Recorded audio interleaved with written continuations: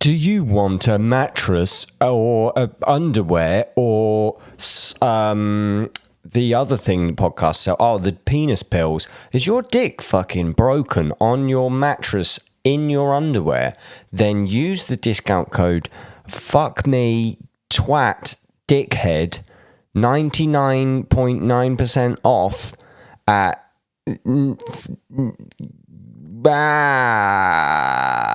blacksheep.com.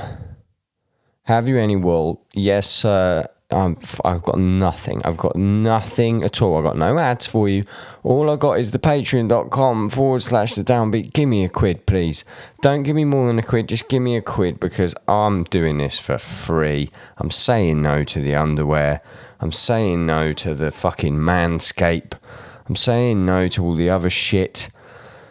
But it's burning me out, guys. I need a Lambo. I deserve a Lambo by now. Surely this content is Lamborghini worthy.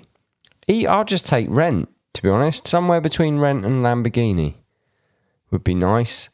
I would say there's merchandise. Maybe if you're listening to this in the future, there's merchandise. Currently, there isn't any. www.thedownbe.at. So it's past Downbeat. I've got nothing in me, guys. I'm a bit fucking depressed, if I'm honest with you. 5 times I've had to re-record this because it just is too downbeat. My guest this week was interviewed. It's not an interview. I spoke to her when I wasn't feeling this fucking miserable. So it's a really good conversation. So you should continue to be here. It's Courtney LaPlante from Spiritbox. Canadian, I would say metalcore, but I fucking hate metalcore, and they're a great band, one of my favourite new bands, but I guess it's metalcore. She's the singer. She's also got her own podcast, Good for a Girl. You get it? It's like when people say, oh yeah, she's good for a girl.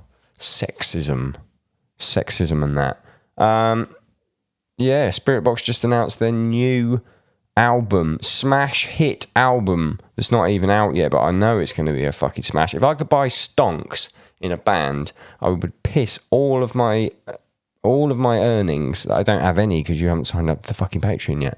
But if I had, I'd put them all into Spiritbox stonks, particularly for their debut album, Eternal Blue, which will be coming out in September. Look at this, I'm a professional now. They've got a new song, Secret Garden. We talk about that, the new song. We talk about loads of shit. It's really fucking good. It's Courtney from Spiritbox on the Downbeat podcast.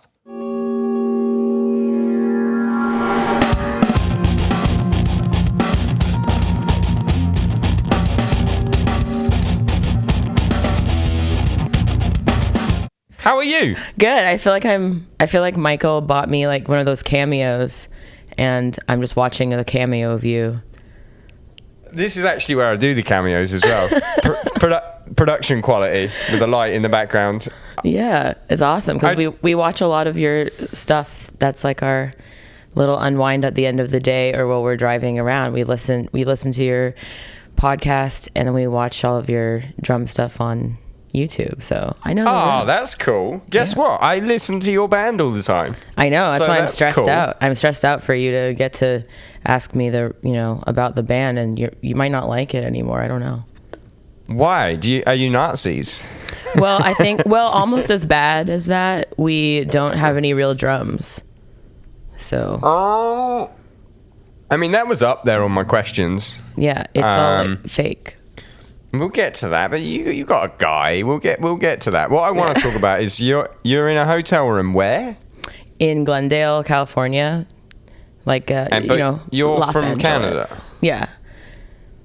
What are you doing?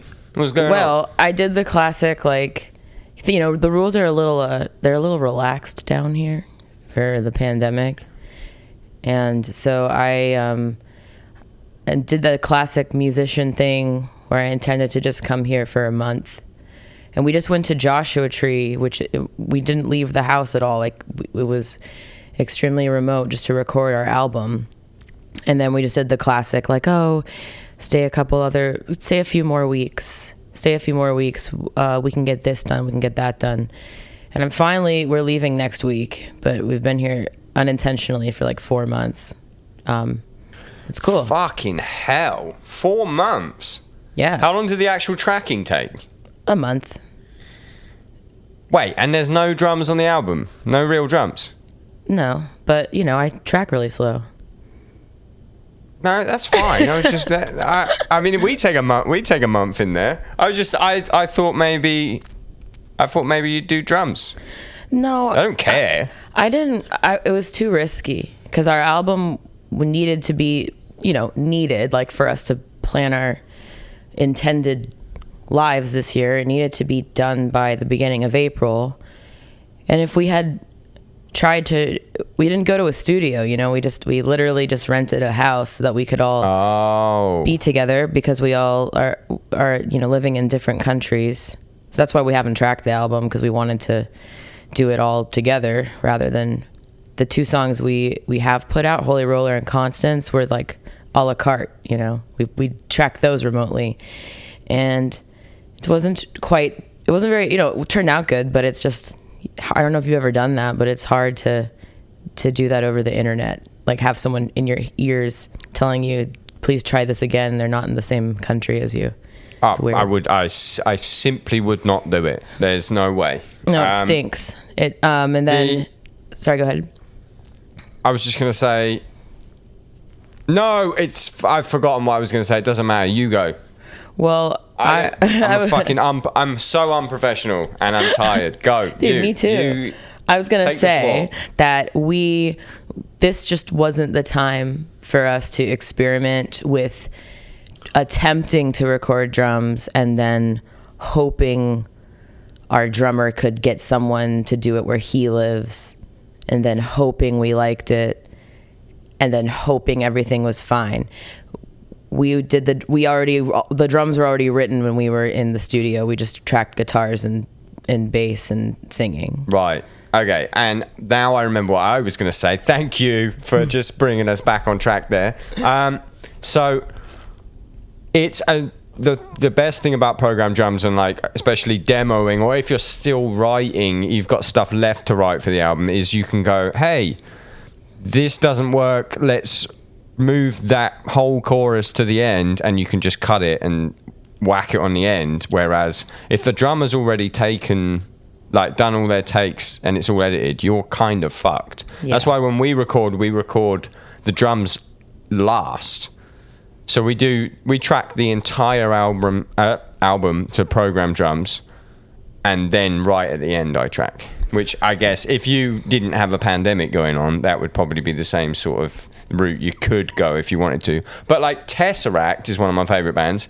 They've never recorded a single drum on their albums. I wouldn't have guessed that, but I guess they write similar to us, I guess, where they kind of demo, the guys writing the songs kind of demo out drums, and then who writes drums in that band?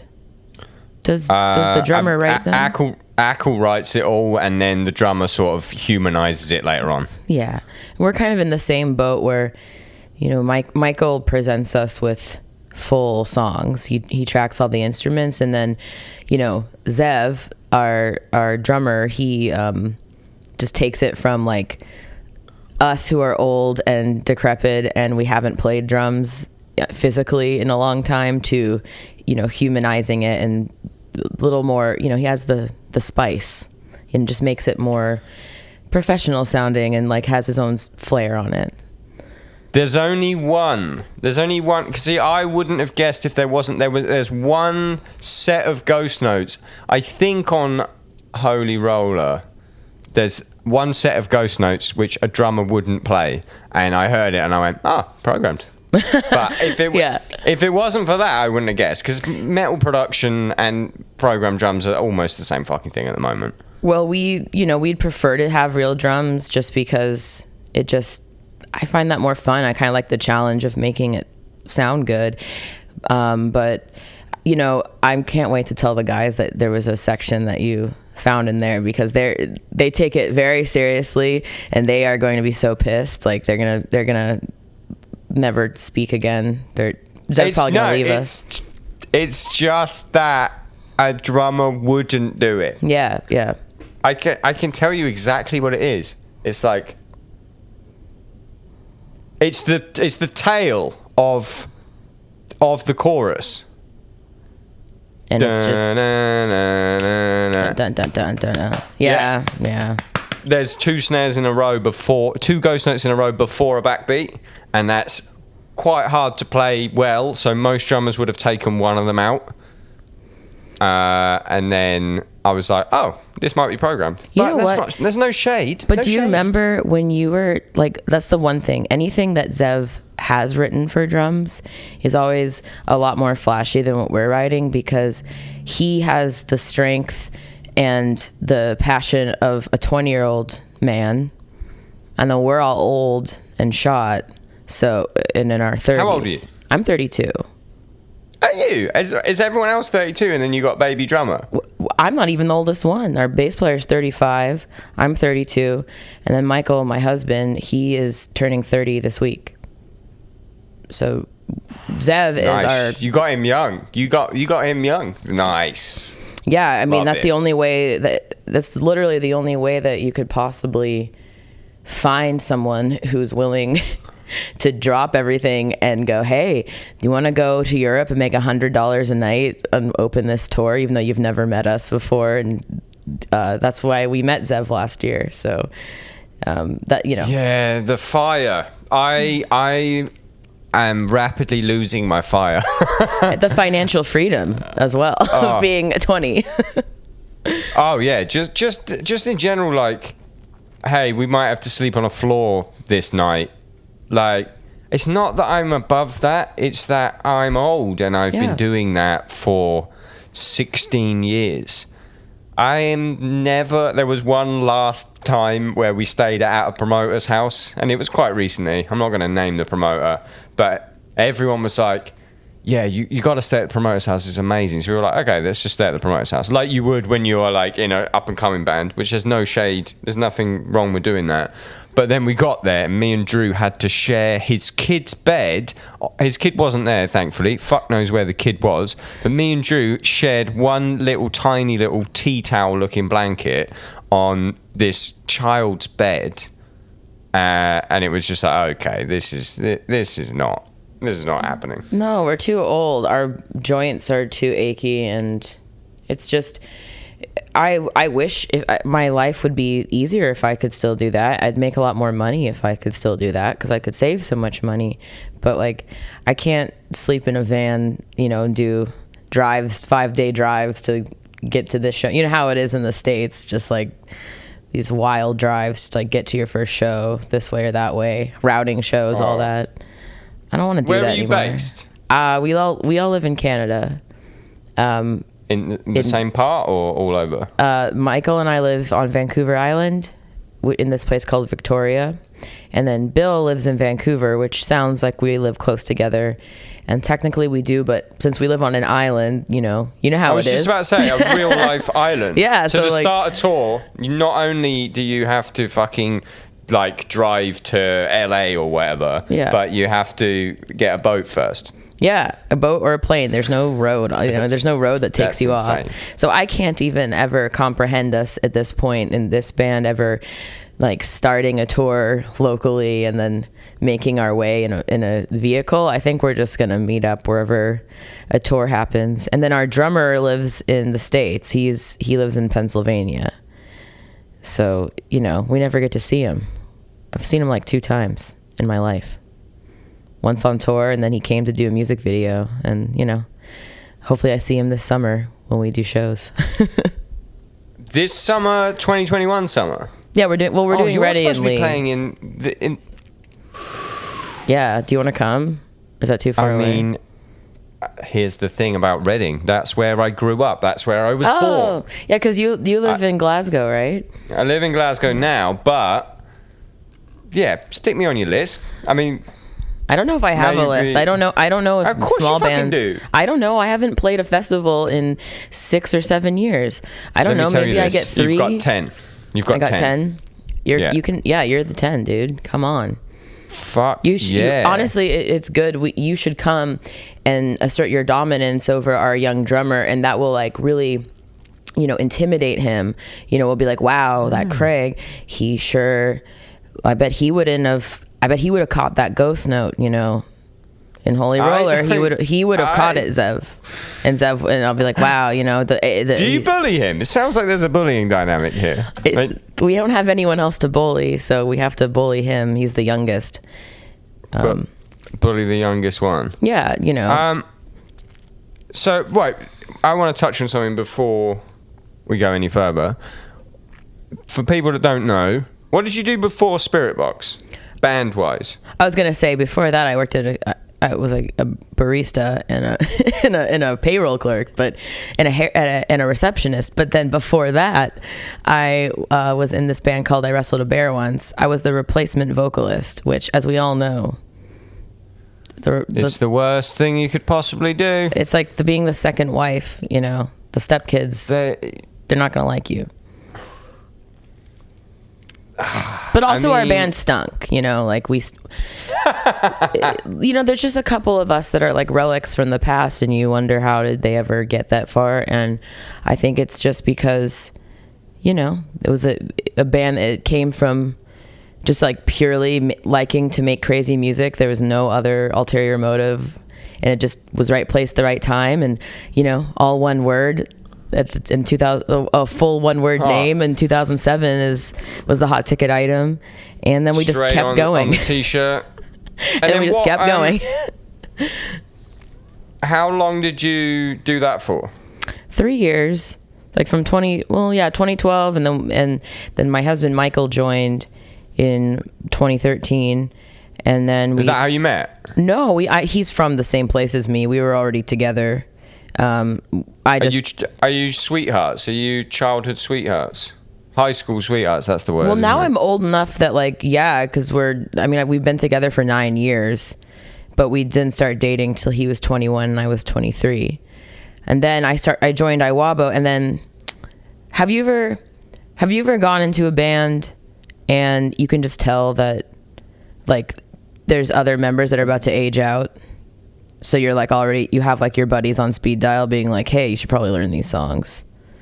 That was Michael. Yeah, I've been in a couple of bands that were just revolving door situations, and those bands never end up making it properly, do they? It's just there's something smells bad in the dynamic. You can't figure out what it is. Yeah. But it never quite gets. The only band that I can think of that's done it is Counterparts. Yeah. The only band that's had an insane amount of members, but because Brendan's still there, it doesn't really matter. It's fucking Brendan, isn't it? Yeah, and he's always getting actually good people. So, you know, we were like that too. We got Michael, and it was so great to have him go from like being my long distance fiance man to getting to be in the band with me and get to make music together again, because we were in our old local band together for briefly, but then we decided that we kind of got it's like we woke up, you know. We were just like, this isn't really working well, you know. There's the main guitar player he took a couple tours off because he had a really awesome production job, and we were like up on stage, and I'm like, none of us wrote this song, you know, like there's not an original member up here because the original member wasn't there, and I was like, this sucks. And yeah, so, I've been in bands like that. Yeah, 100%. It's just not motivating. So what did you do in the fucking interim then? Because there's like a fucking 6-year gap. Yeah, well, we immediately decided to, you know, make music. Like that's the first thing we did. We were like, this is our 2 weeks of tour left, so we were like, this is our 2 weeks notice. And we then were like, all right, let's make a new band. And we don't really quite know what it's going to sound like or what it's going to be, but we went home and got normal jobs, and, you know, just, I think Michael was delivering pizza and I was working at a cafe, and just whatever, you know. It was really hard to get a job after, especially with that gap in your resume of not, you know, in the normie's mind, you haven't done anything in like 6 years. So yeah, I haven't had to do it yet, luckily. It's humbling. So what have you mine would be, so what have you been doing for 12 years? Yeah. Just go on the internet, bro. I'm there. Well, you know how it is. There's a lot of people like us who really just should have already had a supplemental income other than the band, and we should have been at the time, not knowing about maybe other opportunities that we could have gotten for ourselves. We definitely should have had jobs, and tried to make that work. Yeah, but I don't know. I kind of disagree because I feel like back what we're talking about, the 20-year-old fire. Like you need the fire so much in your belly that you just block out all the other jobs or whatever, and then it finally ends up working. Because I reckon if I'd have had a job, like a serious job, I had part-time jobs or whatever, then I feel like there would have been some moments where it's like, oh, okay, can you do this? Or you have a double shift booked that weekend, that's good money, or this opportunity's come up you can't afford to do, and then I wouldn't have done it, and then it would have been fucked. That would have been good for us. Blinders on.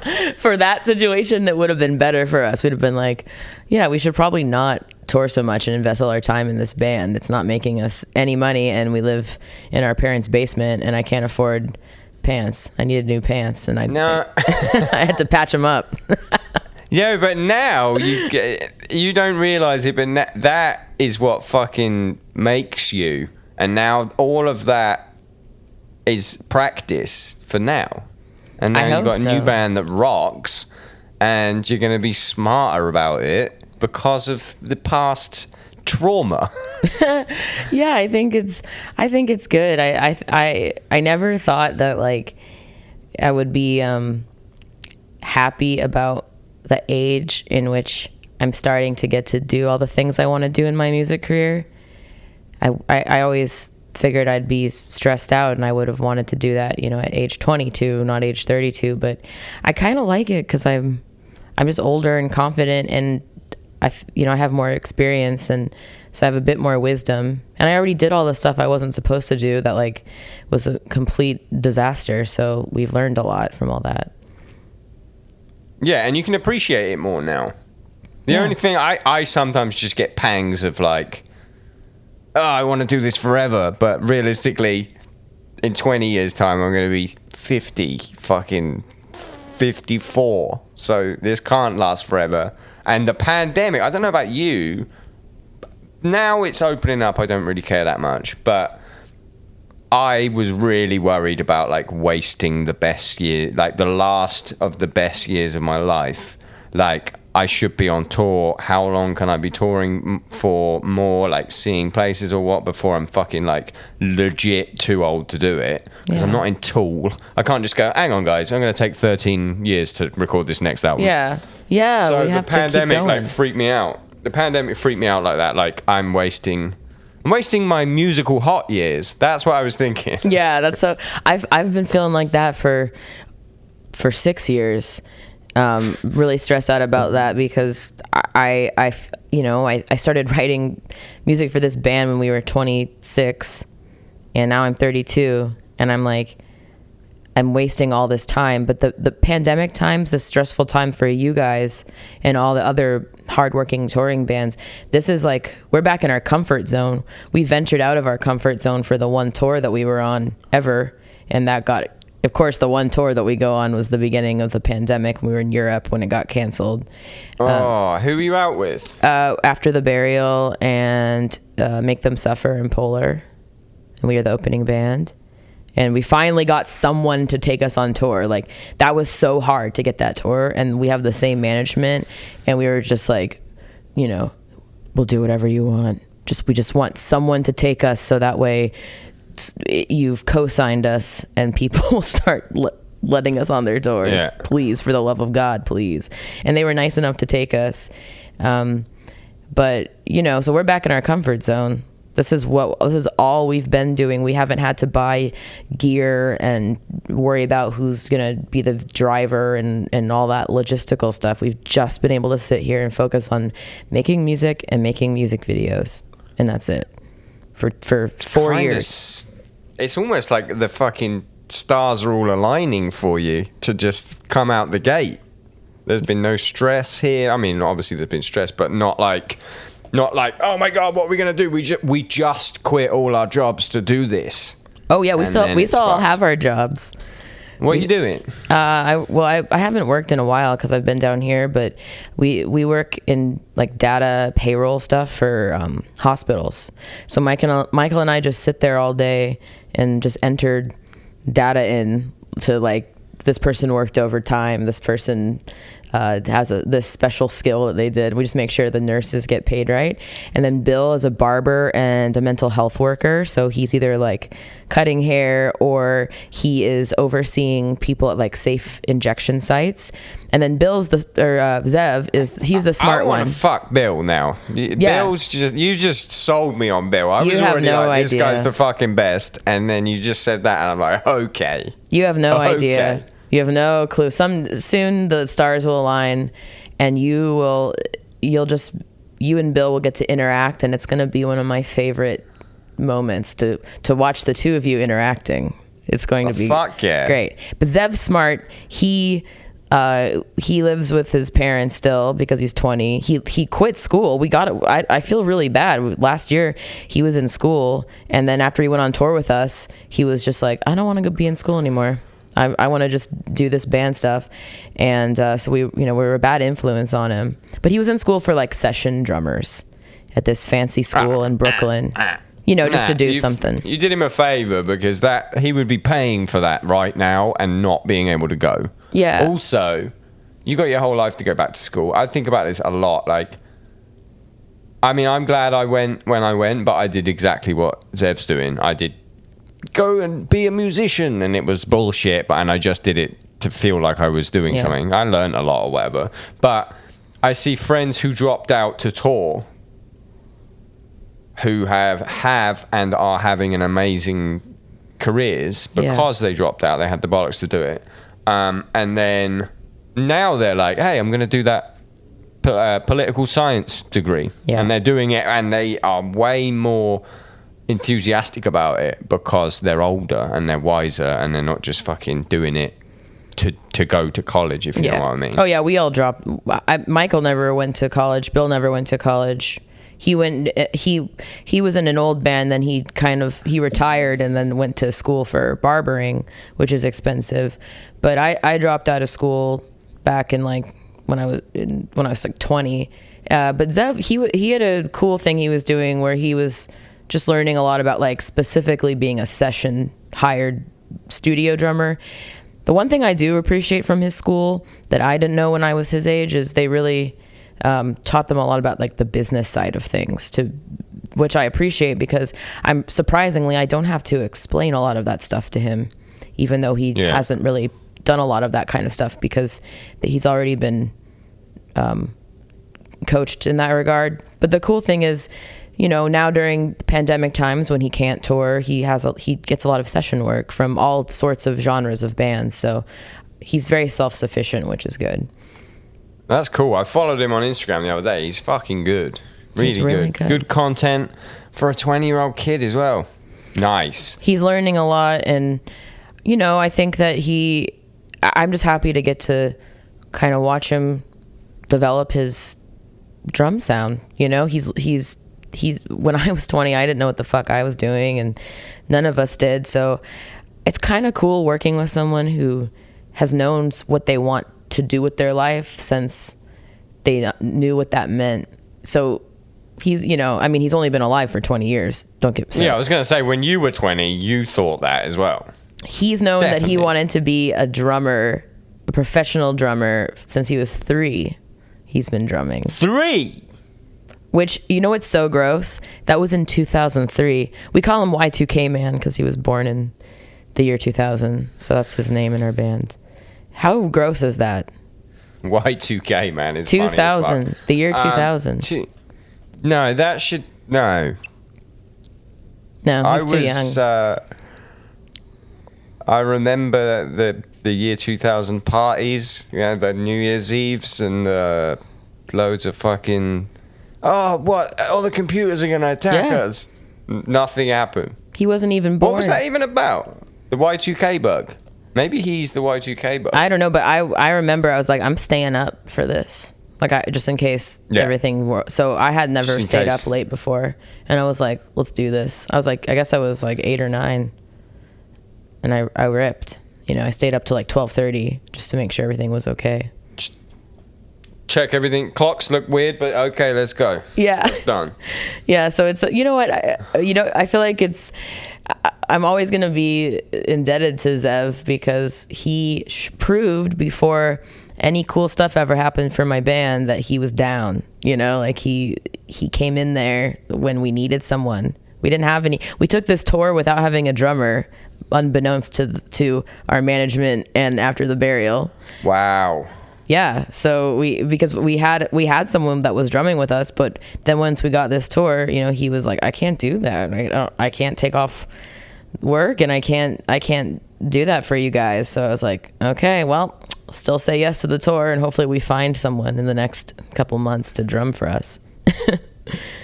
Unfortunately, he was from another country, so we didn't get to practice till he flew up here, and we did one practice, and then we started doing shows. I mean, that's what I did with Stray. Baptism of fire. That's the way to do it. It's good. Did you lose money on that tour? Like, big money? Well, I didn't because we had a factor grant from Canada. Like, it's, do you have anything Canada. like that? Yeah. No, but you guys fucking rule for this shit. We only did the tour because of that. That's why we hadn't gone on tour, because there wasn't an opportunity that had presented itself that I felt comfortable losing like $20,000 on. So that one, you know, before everything went bad though, like things were going awesome. We were barely making any money in our guarantee, obviously, but just off merch, I was like, you know, doing my math and figuring out like bus costs and all that stuff, and I was like, we're making money. But we did break even after a little while, even despite having to spend like 20 grand to get home. Nice. You know, because of the pandemic, you had to just take whatever flight there was. Dramatic. Tom manages that band, Unity TX, and they were like really nearly just stuck in Europe. It was last minute shit. Yeah, it sucked. But it made us all, I think it made us all go, okay, if we can handle this, we can handle whatever else is thrown at us when we start touring again. Because we made it through, you know?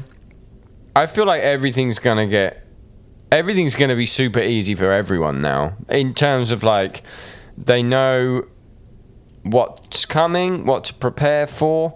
And mentally, like, I feel like I'm going to be way better because I know the tour isn't the end of my world. Like, having to take something that maybe we wouldn't have taken, that we would have taken, like, oh, the guarantees are shit, but it's great exposure. Like, I feel like now we'll just be like, no.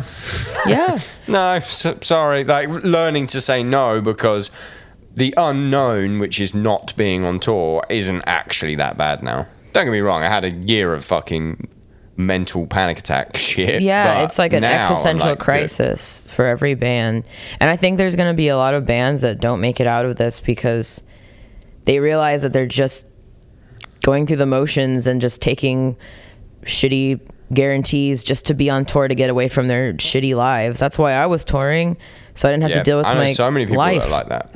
Yeah, so I think that's good though for people to figure that out. But I think a lot of us, like you guys, before I was in I Wrestled a Bear Once, actually, I think I Wrestled a Bear Once went on one of Stray from the Path's first ever tours back when they did it sounded really different. It was more like deathcore or something. It was like their very first stuff, and they went on tour with that band OTEP. Oh, that's the worst tour they've ever done. There's a lot of stories about that tour. I've been lucky enough to hear many of them from my old bandmates, and then also from the Stray guys. I used to see them at shows sometimes, you know, because they knew my band, so we'd go hang out. Or we did the All Stars tour. You remember that one? Yeah. Yeah, they did All Stars tour with my band in 2013, so it was cool. I got to meet those guys after hearing stories of them from my bandmates for a long time. So they've told me some amazing stories. They're I feel like most of the bands that we all know, the people in the bands are all very entertaining, fun to talk to people. So I had to sometimes like leave hanging out with them early because they'd make me laugh so hard that I'd have to excuse myself because it was starting to damage my voice before I went on stage. So I just leave. Yeah, Tom's always saying you're a fucking legend, so we need to sort some sort of fucking tour out. That would be so fun. I need to meet Bill. I need to watch your band all the time. You'd like Michael a lot too. We can make that happen. You'd like Michael a lot too. A lot. You feel like you guys would get along because he just loves you. Like, dude, see, I love everyone that loves me. That's fine. I know it's going to be really great for your morale and self-esteem to have us. That's just what I need. We'll just stand there we'll just punish you the entire time about your awesome podcast and your Twitch channel and all that stuff. Like, we love it. I'll punish you about your music. That's very good. And then Anne can punish you about your blue hair color. Yeah. She's, she tries and fails. I actually have a photo with a Courtney. How do I say your second name? LaPlante. LaPlante. Oh, so see, because I'm English, I would say LaPlante. No, that's cool too. That's your way. That's the proper way. Is it fine? Yeah. Because I'm not at all, but it is plant, French. If I said plant, LaPlante. There. LaPlante. LaPlante. Hang on, which one? LaPlante. Is that one right? That's right. Okay. Courtney LaPlante. I'm just happy. That's right. Yeah. Any way you say it's fine. I don't care. Okay. I was raised in Alabama, so everyone there is like LaPlante, Courtney LaPlante. Before I moved to Canada. Oh my God, that voice is incredible. That's what I used to sound like. You got a good. Really? What have you done? You've got rid of it. I guess, yeah. I mean, I've lived in Canada longer than I've lived in America now. I moved there when I was 15, and I've lived there for 17. Give me some real fucking southern. Give me some southern. Well, they're accent. all very different. The one where I'm from is more like twangy, like a pear. It's That's so American. It's more like I don't know where are y'all going, like that. Like, hey y'all, I need to go get me a vanilla sweet cream cold brew from Starbucks if you don't mind. So that's the one I have. The Alabama one's more twangy, but so I have a weird accent because I lived in Canada a long time, and they just sound like they're always like doing like a shrug. They're always going, oh yeah, oh yeah, you fucking know. I've never thought of it like a shrug, but yeah, you're right. They're always just going, oh. I always think of Bill. Bill has the most Canadian accent, and he really, yeah. So I just imagine him cutting someone's hair, and when like you have a client who's really boring, and they just keep talking, and you're not even really interacting anymore. You're just going, oh, crazy. Oh. So I always just like pretend he has his scissors up and going, oh yeah, for sure, fuck yeah, crazy. That's the Canadian West Coast Canadian accent. But I don't want to be, I'm self-conscious because I don't want to make fun of my bandmates because that's like all I do in normal life. So it's really mean to do it on the air. But so they're all perfect. No, it's gentle ribbing. Gentle ribbing is fine. They're all perfect and have never done anything wrong, and I'll die for them. And I'll use that clip. That'll be the clip that I use. Right. So if you're from Alabama, like I love your band, right? But I don't know fucking anything. I don't know anything about lyrics. I don't know anything about anything. I sort of know a bit about some little things. You got some Christian? You got some Christian in you? I mean, no, I just love Christian imagery because it's so dramatic, So God stinks. No, I don't like. What? I'm not Christian. Okay, so you got the opposite. What is Holy Roller about? Well, it's Holy Roller is not a it's a derogatory term for a Bible thumper, someone who just is profiting off of that stuff. And I guess that song is kind of like the devil talking to the subject. It's like just someone who's really temptation and everything that the devil stands for, which is kind of what's the word? Freedom. Yeah, freedom. No, like the just, temptation, the things, whether that's a good or a bad thing. It's kind of, I always, whenever I write, not as myself, I'm usually writing as like the things that would be tempting me, whether it's compromising who I am or just, all the bad things about my personality, like that want to come out. And I just love, I grew up in the church, and I love all the imagery from the Bible. There's some awesome imagery in there. So I use it a lot, and a lot of people think that we're a Christian band, but we're not. I think it's just because we have the name Spirit in our name, and we have a song called Blessed Be. I wasn't. Yeah, it honestly, it wasn't. I didn't get Christian vibes. The minute you mentioned Alabama, and then you just touched on it there, like you grew up in church, I wasn't sure if it was like a rebelling against a childhood Christianity I guess type so. thing. I guess most of what I do is, if I think about it. You that's can't what help I was it. getting at there. You can't help it. You don't give me big Christian energy. You give me the opposite, but I was wondering if it came from a place BCE, of big Christian energy. BCE. Yeah. I've always written about imagery that I've gotten from, the Holly Bible. I can't help it. The Holly Bible. Hey, the album, the Straight from the Path album, Only Death is Real, comes from it. There is also a fucking Hellhammer album called Only Death is Real, which is probably my fault by accident. I didn't do it on purpose, but that comes from my signature move was I would go to, when we were staying in hotels, I would open the Bible at the part of Revelation where it is in capitals and says like, "Oh Babylon, the whore, the destroyer of worlds, the whore, the harlots," all that fucking shit. And I would circle it and I would write "Only Death is Real" on it, and I would leave it open on the bed in hotels. And I'd do it like maybe like 30, 40 times a tour just to try and freak someone out. Like do a little pentagram, circle that, and then write "Only Death is Real." They're like, "Oh my God, I gotta get out of here." The first time, Tom was like, "What the fuck are you doing?" I was like, "Yeah, it's a little calling card."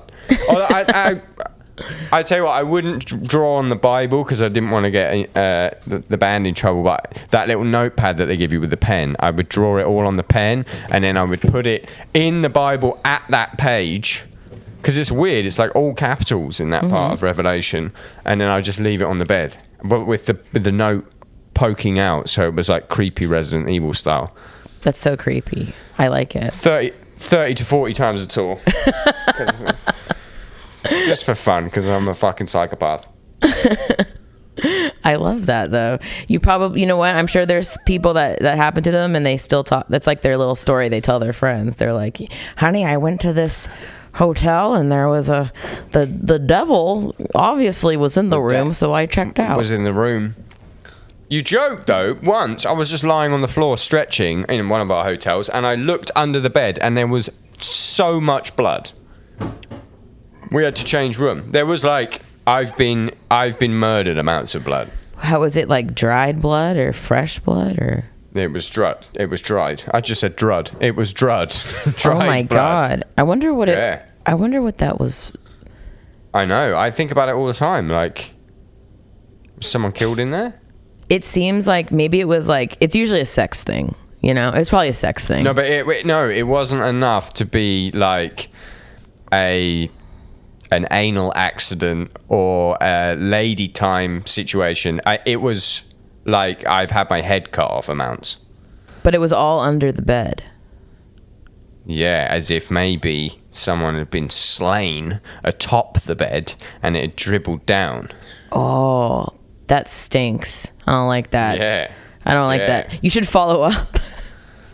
I can't remember the hotel. Yeah, sorry. Remember that time we saw the blood? Or even just Googling it, because it might have come out by now. Some sort of demon shit. Okay, right.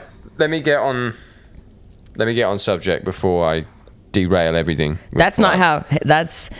Don't worry. That's not how, there's a reason why I was like, I got to start talking at 10, not 12. Cause I talk.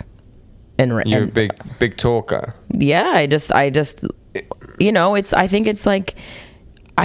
we're all like this. I think all musicians that like tour, we're just so used to just sitting with a bunch of random people we've never met and then having like 4 hours to kill and we just talk talking about shit.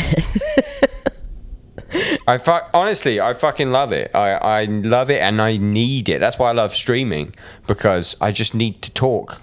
Partly because I just don't want to be alone with my own thoughts, but also partly just because I need to do it. I need to exercise my tongue and my brain at the same time. I think a lot of musicians, a lot of musicians secretly want to be comedians, and then a lot of comedians secretly want to be like rock star people. I think that's why there's such a big connection there, because it's just a bunch of people that just sit around and talk to each other, killing time. It's like one of the few things where you do that. I wish I was a comedian. I have a stand-up set pretty much finished. I was going to do it in 2020. It was my New Year's resolution. I was just going to go and do it somewhere without telling anyone. But now, I don't know when that will be. I can tell you, I could see you doing that. I think you'd be great. Thank you. I just want to try it for the sake of it. Just see what happens. Because Twitch is fine, and it's like, I get a lot of my like, I need to be funny, please massage my ego out on there. But you don't get the real time laughter from a human. You get joke and then watch what? Someone said ha ha in the chat. Good. Yeah, that's cool. Yeah, you have to watch it. God. Yeah, I think that I don't know. I think that comedians probably like, it's got to be the hardest entertainment job as far as like on stage, because it's the one thing where you can't just like, imagine if we couldn't just play the same songs over and over, and we had to kind of tune them to cater to the audience drastically every night, and we weren't just playing a song that was already written, and we were like constantly trying out new material and all that stuff. That'd be hard. Yeah, but like jazz musicians do that though, don't they? Yeah, the real musicians. I know Zev can probably do that. Yeah, when he came to us, like I said, I've barely gotten to spend any time with this guy. Our relationship building was cut tragically short by the pandemic, and because we like, I saw him a couple months ago for a music video, but I hadn't seen him in over a year before that, and you know how, of course, you know exactly how that feels with you being away from your band. But, you know, it was so crazy to me as someone who doesn't know how to read music and doesn't know any music theory. Like when we were going to our first little warm-up show that we did, Zev just was sitting there. We were on the ferry, you know, we had to drive over to Vancouver, and he was just sitting there just reading his handwritten drum charts of our song, just reading it, just being like, okay, because he had, you know, he practiced, and so he changed a couple things to make it more realistic and practical. And it was just so crazy to me watching this guy. I'm like, he's speaking a language right now that I can't speak. I know what it sounds like, but I can't speak it. It's just he's gonna go far. I've had a couple of jobs happen, not that I'm like the scale of going far, but I've had a couple of jobs that I wouldn't have been able to do unless I could sight read music. Like our drummer's wife's had a kid, and we got a festival like in 2 days, and you need to write fucking 20 songs. The confidence that would give is just amazing. Then you can just focus on playing your best, not remembering. I joined my old band. I was at work. I was working at a yoga store, Lululemon, and they called me and were like, "Hey, can you join Warped Tour tomorrow? Our singer quit." And I didn't have it. If I could read music and like memorize all the notes that I was having to sing and all the patterns I was having to scream, that would have been life changing. I didn't have that at all. Why did the other singer quit? She was like, well, obviously the real reason is because she was very unhappy in the band, but she also, I think the thing that made her go, holy shit, I need to do something different, is they were in the town where she lived, in Dallas, and she went home. It's like, hey, I'm gonna go do my laundry, and she was like, you know how some bands, like, their singers don't show up all the time, like they just play instrumental all the time. They were like that. Yeah. They played instrumental a lot, and so then, you know, she didn't show up, and they were about to go on stage, and she emailed them, and she was like, guys, I'm not doing this anymore. I just went home and I'm pregnant, so like, fuck this. You know, it made her made her realize her priorities and was like, fuck this shit, I'm not doing this. So she the playing without she a bowed singer out. thing. Yeah. The playing without a singer thing. Why is that ever allowed? Like, obviously, it shouldn't if somebody be. We almost got kicked off the tour.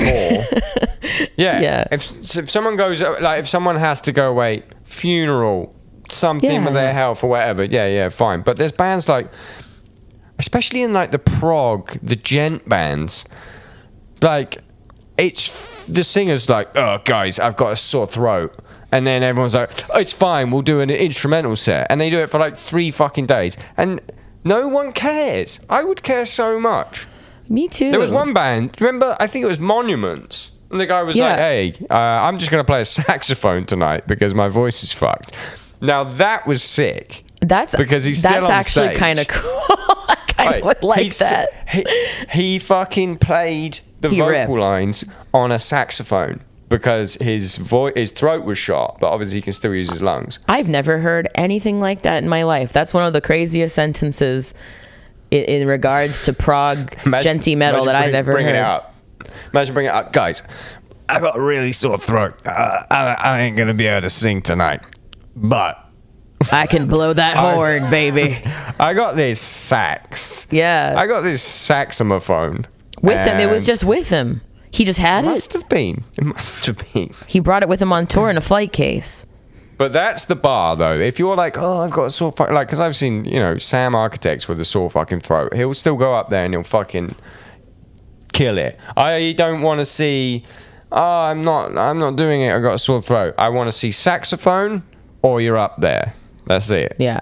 Well, you know how it is. It's like by the time someone quits a band or a relationship, like they should have broken up many times before that. And it was just the hope and trying that keeps you together for a little bit longer past your expiry date.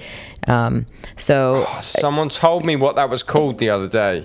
There's a really good word for that. Sunken cost fallacy. Where you've sunk all it. Yeah. That's what that literally is. Anytime I'm with any of my friends that are in bands that are starting out, that's what ends up happening. Like I start drinking and then I just start like ranting to them about the sunken time fallacy, where I'm like, just because you spent all this... Rant to me. I say, just because you've spent all this time with these people, or like trying to make it work with this drummer, or trying to make it work with this person, or recording an album with a producer or an engineer that's bad and your product is bad, doesn't mean that you now have to put it out just because you've sunken all this time in it. You don't have to stick with people that are dragging you down just because you've sunken time into it, and you don't have to continue being a specific local band, you know, that is just trying to make it just because you've sunken so many years into it. You could literally, I tell my friends, I'm like, you could literally never play any of these songs ever again, and whoever the audience is that you're talking to or playing for doesn't care, and there's a lot of freedom in that you should enjoy, because trust me, once you start having all these preconceived expectations from your audience, because you actually have a real audience, it's very different, and you have a different thing to navigate. You know, you're in a band where some people would be really sad if you didn't play certain songs. You know, like, and you're going to do what you're going to do, but, you know, and your fans will appreciate it no matter what. They'll be so happy to see you. But, you know, there's a few songs that they'd be a little, after the show, they'd be like, man, I wish they had played that song. You know, a majority of them. So there's freedom in being new and just being able to be like, fuck it, I'm not playing any of these songs that I've written ever. I'm playing all new songs. And no one cares because you're new.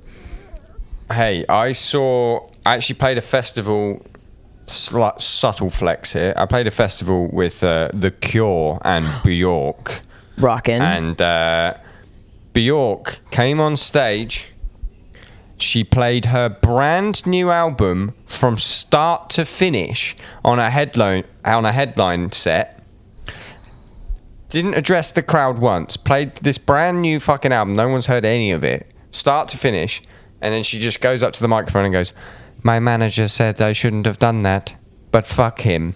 And then she played the classics afterwards. But like an hour had gone by, and I honestly wanted to mosh. I was just like, that is the sickest fucking thing ever. You are an artist always. Man, I love her. I feel like there's such a line of like, you can almost see this line that connects heavy music to Bjork's music, because she's always been drawn to like some really dark music, and I just feel like there's all these little nods to like industrial stuff and Mike Patton, and like there's so much she knows, like she's in. I bet she listens to cool, weird, heavy music for inspiration. So I love her, even though I don't sing like her. Her music's really inspiring to me. It's really dark.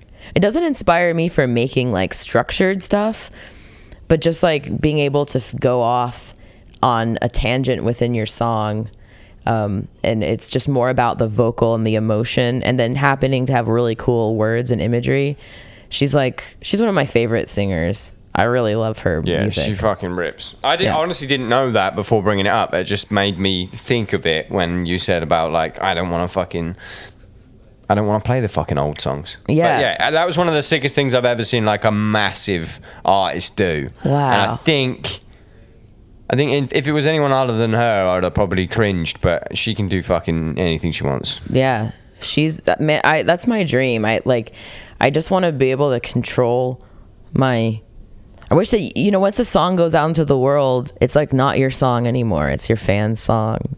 But I like the control of feeling like I can just do whatever I want. I think that slowly can start to slip away from you as your band gets bigger. I don't know.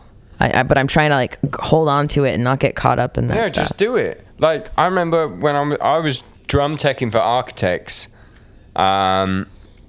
after Hollow Crown. So only one...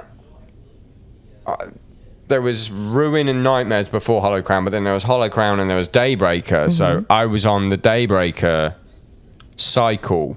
So there's only 2 albums worth of material before the ones that they stopped playing. And on that tour, they were like, we're never playing anything off Ruin, we're never playing anything off Nightmares. And it was like, doing that on your 4th album, just writing off the first 2, was like a power move. And it was just like, we just don't like the songs. We don't like to play them. It's not how the band is anymore. We're just not doing it. Oh, and man. Like, that's fucking sick. I love that band. Do you know of the connection between my band and the Architects? I do not. Please tell me. So, guess who Bill in Spiritbox went to school with and is his best friend since the age of 6 years old? Guess which member of the band? It's got to be the completely shaven, aerodynamic Otterman himself. The Yam. Adam Christensen. Yeah. The Yam. So Bill and Adam have grown up together for their entire lives. They played in a band together that was called A Textbook Tragedy. Bill was in A Textbook Tragedy. He was the bass player for it. I thought I recognized him. That's why Michael and I know Bill, because we grew up listening to their music. We were a little younger than them. They were like the cool band in our scene. And then Bill went and he then joined the band Living with Lions, which is like a cool pop punk band that we also really liked. And then Adam went off to join Architects. So Textbook and Architects have toured together for, since both of the bands began. So he's known those guys for a long time. And I got to meet them when they came to Vancouver to play a show. We made the trip over on the ferry, and then we felt really cool because we got to go backstage because Bill was cutting all of their hair. So we were just like, hey guys, it's really nice to meet you. Oh, sure, gee. And what's cool, and that I'm so excited to tell someone because this will be out soon. So when we were recording, you know who was like, hey, I want to be on your album. Yeah, I know. I already Samuel. know. But yeah, I know. And then, so now we have like, it's so weird because it's like one of my favorite vocalists of all time. The song sounds the way it does because of their band, because we love their band and are influenced by them. And then he's on the song, and it's a song that I purposely gave him the weirdest song so that no one would ever pressure me into putting it out as a single, because I didn't want to use his fame, you know, in my band. But then he did it, and it's so good that it's like the best song on our album now, because his voice is on it. Hey, first world problem child. First World Problem Child. It's the biggest fucking Stray song, and you can't it's so good. You can get other people to do it live, but when Sam does it, it's just unreal. Yeah, so I'm very honored to have, especially also, I wasn't gonna have any guest spots on the album because I have a lot of friends who I'd love to be on it, but there just wasn't time. So I was like, it's all or nothing. I want all my friends on it or none of my friends on it. And then, but you know, I don't really know him very well. I didn't expect him to be like, I'll do it, you know? So what am I going to say no? No, we talk about your band all the time. He told me when he was doing it. I already knew this. This is fucking old news to me. Well, I don't get to tell anyone. Give me some new news. Have you got anyone else on there? Who else is on there? Just Sam. I didn't ask anybody else because I didn't want anybody else. I wanted to be like, I want to be like J. Cole, album no features, you know, like I want to show that I don't want to use my cool fancy friends. I want them to just, I don't want to feel like I'm using them, you know. But I don't think anyone at our level, no one really thinks like that. Do they? They do. I can think of some. Yeah, you know, we don't know. We always think of like, who fits this song? Yes. Or we write like what you just done. Like when we wrote Double Down, I think we wrote it and it was like, this sounds like Kubla Khan. Oh, we should get Honeycomb. Yeah, So I'd love to do that someday, like a more, you know, the Kanye West collab style where it's like it's not even credited. I don't really even like traditional features. So that's what was cool about this song, because Sam was like, where would you like me to sing? The song's called Yellow Jacket, and I was like, the whole thing. I was like, it's like kind of more of a duet than a feature. Is it? Well, because I like collabs. I like real. That is different. That is hip hop. I envision us both on stage the whole time. You know, like I and tagging in and out, not like an awkward stand there for a second and then running away. I like us to sing together. You know, I don't think people do that enough in metal songs. Yeah, that's cool as fuck. Yeah, so, you know, I know people will like that one. But I don't know what people are going to think of. I don't know if they're thinking of the album. It's called Eternal Blue, the album. And it's going to come out in September, and it's just one of those things where like none of our songs really sound quite the same as one another yet. So it's like because we're new, you know, like we're still figuring it out. So every time we put a song out, you know, I feel like people are just really trained. Like, remember on Twitter, I was asking about that. I feel like people are really trained to like whatever song a metal band puts out, that single represents the band's project and the product that you're going to buy. I hate. What is with that? What is with that? I cannot stand. Do you know what it is? You know what it is? It's Amazon Prime. That is what's created this. Streaming and Amazon Prime. Everyone can get whatever they want, whenever they want it. So for some reason they feel entitled to it. It's a mixture of boomer mentality, but with today's technology, where boom mentality of being like, you deserve this, you deserve everything, because back then you really couldn't have everything, and that the subtext is you deserve to go out and get it. If you go out and get this, then you deserve it. Yeah, customer is always right. Blah blah blah. Yeah, that shit. Whereas now we've got fast food culture meets that, which is just, I deserve this song to be A, instantly downloadable, and B, exactly what I want. And if not, I shall be reporting to the manager. Yeah. Like that, and I can't really blame anyone. It's a society culture thing. I think, sorry to go on a rant about this, but I think honestly the pandemic might have woken some people up when like talk of small businesses being affected, when they've ordered something and it's taken forever, and they've been like they've ordered everything's taken forever, and they thought, oh, hang on, at the other end of this is an actual human being who is trying. Like, I think that's slowly, because of the pandemic, people are realizing that with music as well. Like, I should just be thankful this is happening. The old music still exists, the old sound still exists.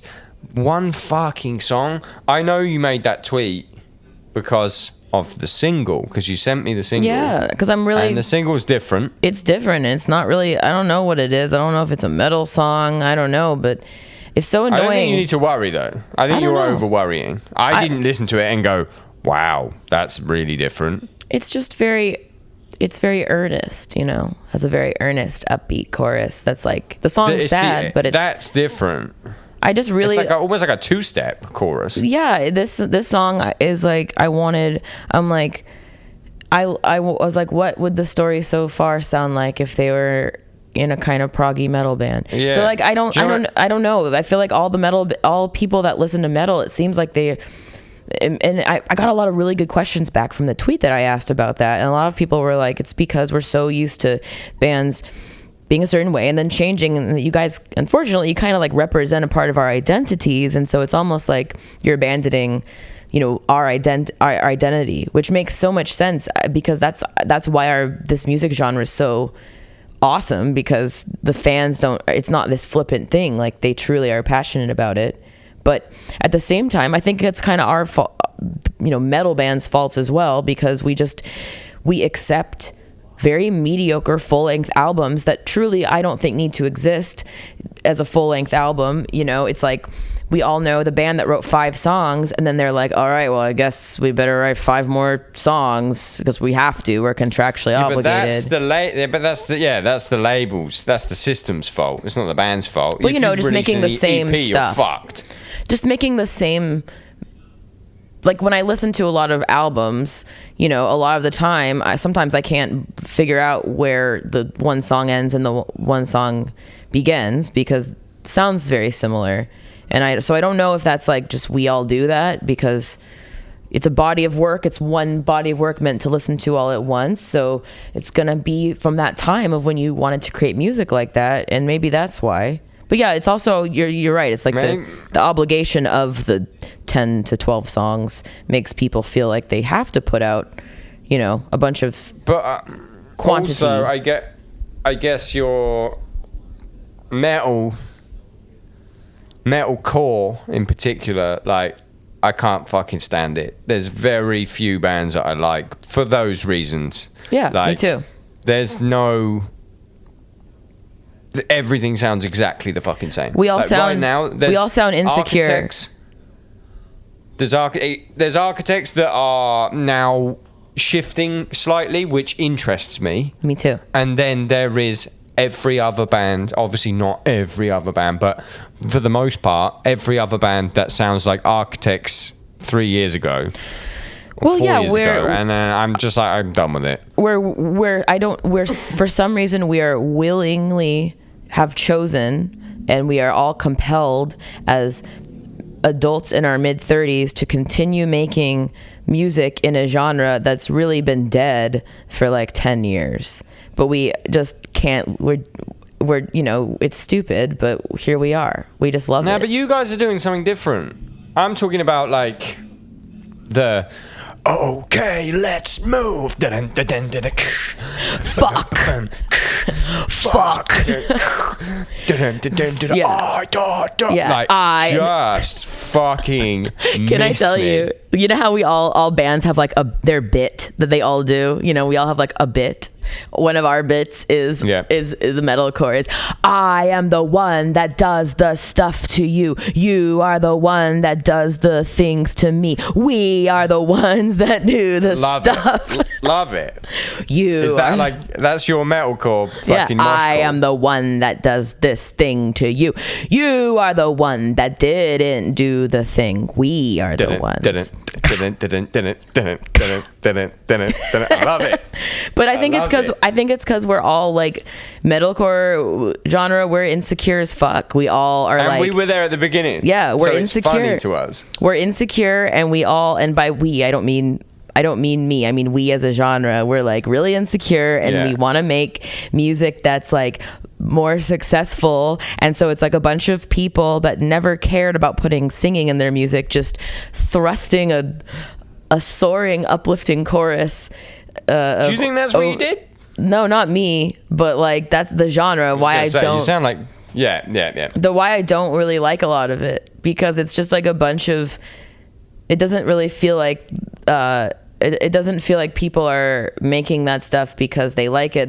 I almost feel like they're so insecure that they want to like figure out who they are and make a more, add some singing there to reach more audiences. But it doesn't really feel like they're people that have ever sang before. Enjoy singing. Yeah, it's the formulaic, like, this is the verse, oh yeah, this is the verse, something in college font, and then I did. And it's always like, why are all these people always rising?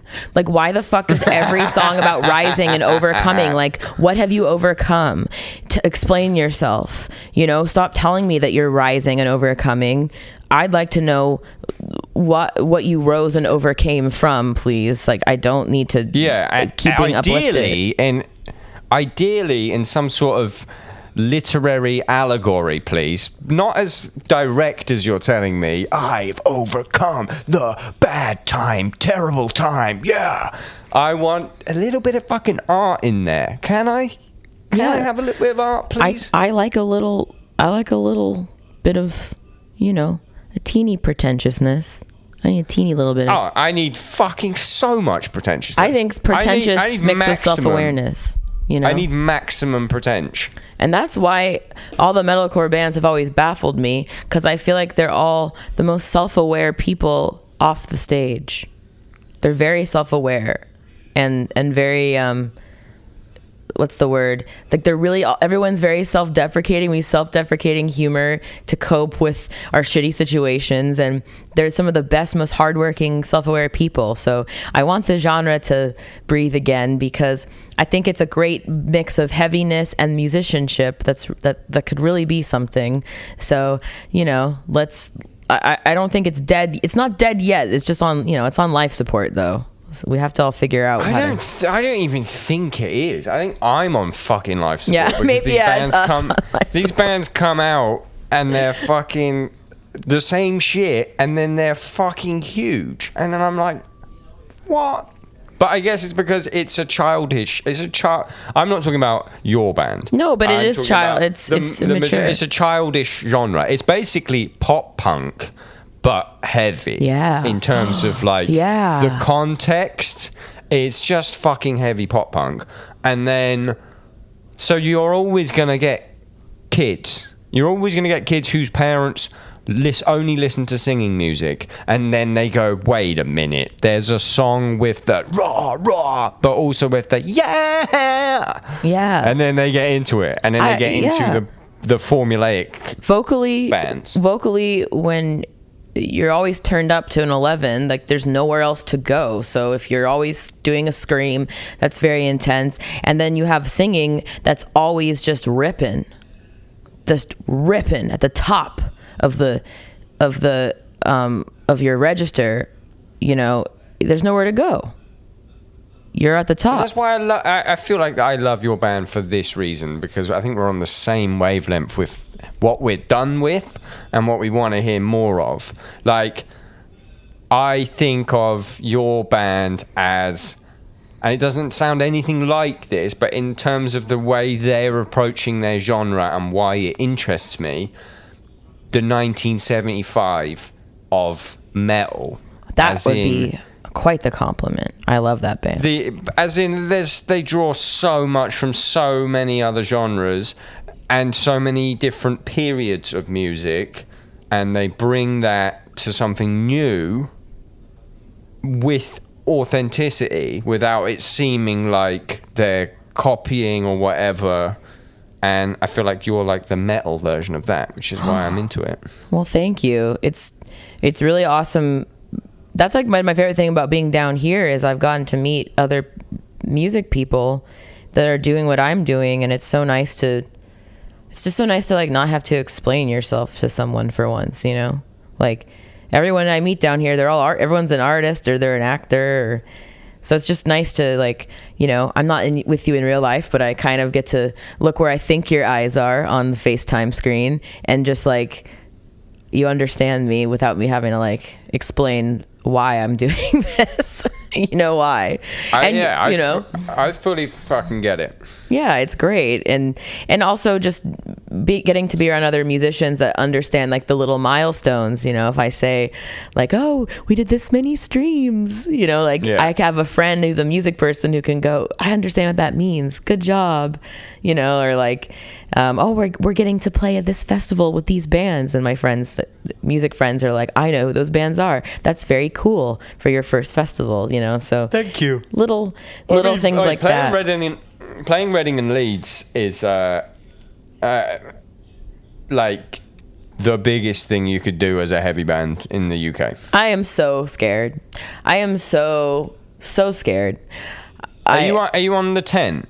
I don't know. The pit stage. I'm You'll be sure fine. It's not massive, but it will be amazing. But it will be like, it won't be the big stage, but for me, it will be the biggest stage I've probably ever played, and I'm really scared because I didn't intend for it to be this, you know, this thing. Like I didn't intend for my first show in the UK to be at Reading and Leeds Festival, where there's going to be gnarly direct-in recordings and, you know, all these people watching, you know. Does it say, I want to check where you're playing? I don't know. If it's even out yet. Let's see. Like, what stage? I'm sure, whatever it is, it's going to be, it's definitely the rocker stage, you know? Like, yeah, Daniel P. Carter stage. It's going to be the rocker, the Daniel P. Carter rocker stage. So I'm just looking right now. It will be. See if I can find it. It will definitely be a tent. You know, like there's like I'll be under a tent. That's what I always say when someone's like, "Oh, what fest? You're playing that huge festival." I'm like, "Yeah," but I'm like one of the tent bands. You know. Is it announced? Have we just accidentally announced it? Is it definitely announced? Yeah, no, it's out. I just don't know. I don't know where we're playing because there you are. Yeah, you're on the pit. Yeah, you're on the same day as Fever Creeper Horror. Yeah, a Fever Creeper Horror. Yeah, that sounded like Italian. A Fever the Creeper Horror. So there'll be other cool rockers there. There'll be other cool rockers playing at that time. So, you know, it will be fun. Like it's going to be really fun. Post Malone same day. Posty loves Stray. Posty follows me on Twitter. Let's get the beer pong going. Okay, see, I'm on the back of my head, in the back of my mind. There's always all these little like secret fantasies of that. Oh, look, he stumbled. Maybe I wear my cool band guy shirt, and then on his way to the stage, old Post Malone's like, "Hey, I like that shirt," and then I'm like, hey, we should become best friends. And I have the in. We're good. We're good for that. Austin. I'm a big fan, so I know his name is Austin, and I have some friends that know him too, because he lives here, and so eventually there'll be like too many. There'll be you. There'll be my other friend. There'll be we'll play festivals more with him, and then eventually like he won't be able to help it. He'll just be like another alternative lifestyle person I see. Come over here. Watch me leave in my jet. Would you like to be a crew member? And then there it goes. Wow, they really took a turn there. Yeah. And then you're a crew member on Post Malone's jet. Yeah, so I can be a flight attendant on the jet, and then I can fund my rock and roll lifestyle that way. So that's like, that's what I'm waiting for. So yeah, if you could just kind of, I can do it. Well, he invited Stray to his like complex when we played Reading, and he played Reading to play beer pong. Okay, well, I'm just gonna be cool, but I'm gonna be ready. Like I'll practice beer pong. Just in case. I mean, it's not difficult. I'm actually very good at it, so we can maybe warm up. We could warm up. Well, I hope you could fly. My other dream is that Sam comes and then I get him. We make him like perform with us.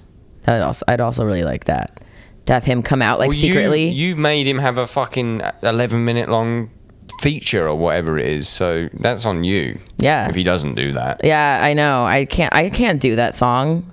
Have you ever imagine having to sing a song that guy sings and by yourself? What do you guys do when you play that song? I don't like having to compare myself to that guy. Are you kidding me? Drew does it, but then also if there's like a band on tour with a cool singer, then we get them to do it. I can't sing like that guy. You would be doing it if we were on tour with you. Yeah. It would 100% be you. Yeah, you guys would make me do it. I would be like, all right, guys, I got 1 minute left in me before I must go to sleep. I'll do it. Yes, but as the last song, you could sleep before. Yeah, that's already true. Packed up. That's true. All right. What else can you tell me about your fucking album? Okay. What else do I need to have done? Because let's see. I don't know what I'm doing. It's called Eternal Blue, and it is something that we've been working on for way longer than we wanted to, but we just had like an extra year to marinate it from the pandemic, and I really hope people like it because we didn't intend to not put an album out for this long, and now everyone has all these really crazy high expectations for this thing, so I really don't want to let anyone down. But I'm at that point right now where when you've just completed something and you have this crazy like superhuman confidence, and you're like, this is going to change music, we're going to change the world, this is the best thing in the whole world, and then it's followed by like crippling insecurity that it's the worst thing you've ever made. But I have a good feeling, and here's why. We put out our song Circle With Me. We were very nervous to put that out. It's one of the most structured metalcore songs we've ever made. The video is amazing. Thank you. But, amazing. And here's why I think the album's going to do okay. Because I've looked at every comment that people have to say, negative, positive. But don't tell them that. No, I do, and I like downvote the bad ones and upvote the good ones. Yeah, sick. And I like it. and because it's a focus group right now. I don't have a crowd that I can look out at and see what they're doing. I only have comments. It's all I have right now. So again, I don't let them have that much power over me, but I'm fascinated by it because I look at it like a focus group thing. Like I'm getting to see what the test group says, and I haven't seen anything that has anything to do with a negativity about how the mix sounds, which means that the mix is so good that no one's being hypercritical of that. They're just enjoying the songs. And I think if you can have that, then you're good. Like I'm feeling really confident about it. The mix is definitely a huge thing. The mix is fucking great. The mix on all your shit's good. No, the mix on all your recent stuff's good. Yeah. Now we finally spend all our money on that. Before we were just like, excuse me, sir, do you have a spare... A crumb of VST plugin. Please, sir, may I have the Chris Lord algae plugin, sir? A crumb of the Chris Lord algae. A crumb of a crumb of CLA drums on every single drum. Yeah. And CLA vocals on the back. Yeah. Oh, I know. Yeah. I know. So now, pretty much since 2019, we've been able to invest the time and care and money. So wait, did you mix it? No, but we have the same guy, Dan Bronstein, that's always mixed our stuff. And then from our song Rule of Nines onward, he has been there with us, producing with us, and really putting all his time and effort into, cranking out. When was Rule of Nines? That was in the fall of 2019. When was Holy Roller? And that one was in the summer of 2020.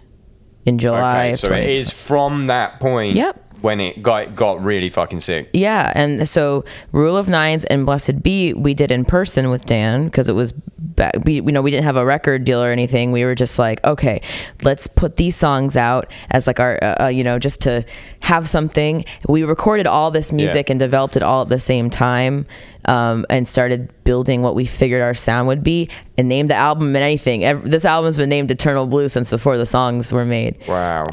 And it's just I need that like, what's the word? It's like my mantra, like I have it there and I can visualize the album. Like that's what it's called. What does it mean? I don't know. And I think that so the other Constance and Holy Roller were done remotely because we just really wanted to put music out, but they were never intended to like be singles. We just were like, we know these songs are what we want to put out now. We know this song. Are they all on the album? Constance and Holy Roller are, and Rule of Nines and Blessed Be aren't, because I'm just like, I just didn't want to put them on there. Okay, that's good though, because otherwise you've got 4 fucking singles already for an album. Yeah. But no, that's cool. We just put them on because we weren't going to, and then we were like, because they're old, and then we were like, you know what? Like we made these to be with this album. And it didn't feel right. Everyone does it. Like we made them all at the same time, so it didn't feel right. And they're fucking bops. Yeah, they're ripping. They're ripping, and they're already setting the album up to do well. So I want them there. They need to be in the party. Rule of Nines and Blessed Be got cut, but Constance and Holy Roller, they deserve to be. Constance, we made it to be the final song on the album. Like that's why we made that song. We were like, this one comes at the end of the album. What's that song about? That song is about my grandma passing away. My grandma died last year. I know this. I just wanted sadness, to say it. The sadness of the song predates that. The song was made in 2019, but the lyrics were made after my grandma passed away. So that song's extra special to me now, even more so than it was. But I gotta have that song on there. Gotta have it. And then that's my favorite song. Oh, that's awesome. Thank you. And that's like quote unquote your lightest song. Yeah, but it's different. It doesn't have like a poppiness to it for me. Like so I feel like we can get away with it. Secret Garden is very like, it has like the and about to be an anthemic chorus. There it is. So I really don't know. But it's not. You just sold it like a metalcore. The fire in the sky. I am the destroyer. Is that someone's actual lyric? 100%. I don't know who it is, but someone did that, and we definitely As I Lay Dying. Every single one that we've done today is As I Lay Dying. My Dan, our producer, he has this thing where when we're making a part, he's like, he calls it the jingling keys part, and it's when there's like a kind of a cutout before the breakdown happens, and it's like dun dun dun dun dun, and then when you're out, you can hear the audience getting ready to start moving, and they're all so their carabiners are jangling off their shorts, and then you always hear someone off time go woo right before the breakdown comes in, like someone's they're like smoked, they're like woo, and then I'm in Europe jingles right his now. I'm at Euro Festival. He jingles his keys and yells woo, and that means that we're doing a good job if we're making something. Fuck yeah. Yeah, so I don't know. I really hope people like it, because I don't know. It was music that was like created in a vacuum, like without any outside me worrying about money or anything. Yeah, you can have it. I don't even. Thank you. I won't give it to anyone. I know. No, I have one of those things where it's like the watermarked thing, so you can't send it. So the stream thing. Yeah. Do you know what? I get put on those lists because for some reason I'm on the circle of like press. Yeah. You gotta do the Downbeat, kid. But I say no to everyone, because I don't like anyone's bands, and I can't be insincere. Like, do you want fucking X from fucking X metalcore band? And then they come on and I'm like, I couldn't have the conversation that we had about how much I hate metalcore. I have to be like, so your singer's uncancelled now? Or what's the, I can't even do that. Honestly, because all I want is I want them all in, and I can go, I want to get Tim Lambesis on here. Dude. And I want to go, why the fuck Did you try and kill your fucking I know, wife? dude. What's up with the wife killing? That's what I want to do, because no one's done it. No one's had him on and just been. Everyone's had him on and been like, "Oh man, so prison reform must have been difficult and all this shit." No one's gone on and go like, "Dude, how fucked up have you got to be on steroids to do that?" Like, I think I would feel better about his second chance if he was just completely fucking open and like, tell me the story about how you fucking tried to kill your fucking wife, because that sucks. I feel like that guy would have that guy seems like a real piece of work anyway, you know, like, I mean, aside from that. So he tried to kill his wife, so you're probably quite, you know, like, you probably overall in general stink if you do that, you know. So I feel like he probably sucks anyway. You probably wouldn't want to talk to him. I feel like maybe there's a wall. I feel like maybe it's not allowed, because I get the weirdest requests if I do, like, I've been offered people that I'm interested in because of a specific part of their life. Yeah. And I will say in the reply, like, hey, thanks, pretty interested in doing this for these reasons. And then 9 times out of 10, the press agent comes back and says, oh, they won't talk about that. Please, we will not be doing any of that talking. And I'm like, well, I don't want you on the fucking podcast then. No. I don't want to talk about fucking As I Lay Dying. I don't give a goddamn shit. But I'd really like to know what kind of steroids it is fascinating. you were on. Like, it's fascinating. Even to, like, for him to defend himself. And come back. Like there would be no... Come back to the stage. I'd be like, hey, finally, I'm going to go work at Trader Joe's now and live quietly. That's what I'd do. I wouldn't be like, hey, here's my chance. Time to be a fucking rock star again. I would not do that. That's what I want to do. I want to question it. Yeah. But I don't think it will ever be allowed. But I think it would do him favors. Me too. I do too. There's people who definitely don't like him for, you know, on account of trying to kill his fucking wife. Metalcore is weird. Metalcore is so weird. It's like, it's weird fake positivity. It's like, we're all so very fragile that we can't just be like, yeah, that sucks. Like, your band sucks. You know, I wouldn't want to ever be rude to anyone and do that. But it's like, you know, have you ever seen like a bad review of a metalcore album? Not really.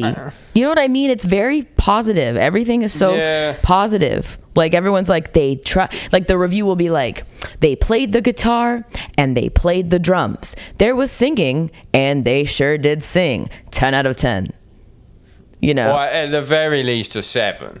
Yeah. It's never like a fucking stink. But a part of that is, though, like, magazine shit. I don't know if it's the same with music magazines, but I used to do some stuff for, like, drum magazines, and it's whoever, like, in terms of, like, gear reviews, whoever bought the most ads that month gets the highest mark. And if you bought an ad, which is all of the fucking companies, you don't get less than a 4. Yeah, that's why I like. They're not giving, like. That's why I like podcasts. That's why I like podcasts. Love them. Because I feel like there's no pressure for the you know, technically, you know, you're the journalist, and there's no pressure on you from an outside financial thing to speak to someone a certain way. The worst case scenario is just that they don't do your podcast. That's the worst case scenario. It's the best case. Yeah, in some cases it's the best case scenario. So that's why I like them. And I feel like also people are more comfortable in being themselves, whereas sometimes I'm talking to someone and I realize that, like, I'm not really me. I'm just like, I'm like Courtney being interviewed. Press robot. I hate it, and that's why I don't want to be it. And that's why, actually, other than bands like yourselves or bands that I actually enjoy the music, I don't want to do them on press cycles. I'd rather do people outside of press cycles. But when, you know, it's got 40,000 monthly listeners, it's valid press. So when it's either a friend or someone whose music I like I want to help with the fucking album, so I will do it. But before I forget, you have a podcast. Yeah. Speaking of you liking podcasts, you have a podcast. I do. What's your podcast? Good for a Girl. I only ever did 5 episodes, but I'm gonna do some more. I just didn't want to like do all the. I just haven't been in the mood to do like the intros and outros and the production part of it. I just want to. I hate it. No, I just always am worried I'm gonna mess that part up and I like not record the audio properly or whatever. And so I have some dream guests and I'm gonna hopefully reach out to some of them and I'm gonna do more. I really like it because like I enjoy getting attention. I enjoy people giving me attention. I love it. I love that. Sometimes I dress like a woman to get the attention. Yes. It gives me even more. I know. I love it. Just give me all of the attention. I know. Antifa needs to rip on on Good for a Girl about the most dragged out drummer in heavy music. That's going to be her slogan. Fuck yeah. I'm down. So right, give me the fucking. You didn't sell your podcast that well. Good for a Girl. Is that based on the sexist "she's good for a girl" terminology? Yeah, right. That's the story of my life. Is people just telling me I'm really good at something for a girl.